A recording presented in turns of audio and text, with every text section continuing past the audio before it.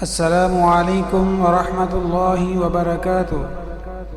آج کل اکثر یہ میسج چلا دیا جاتا ہے کہ جس نے رمضان کی مبارکباد دی اس کے اوپر جہنم کی آگ حرام ہے اور جنت واجب ہے۔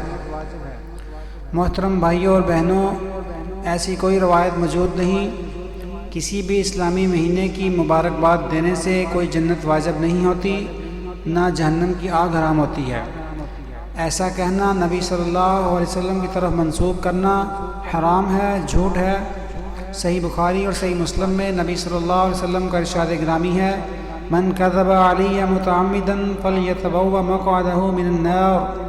جس نے کوئی ایسی بات میرے ذمہ لگائی جو میں نے نہیں کہی تو وہ اپنا ٹھکانہ جہنم کی آگ میں بنا لے۔ لہٰذا ایسے میسیجز فارورڈ نہ کیے جائیں، جو کرے اس کو بھی روکا جائے اور یہ وائس بھیج دی جائے۔ جزاکم اللہ۔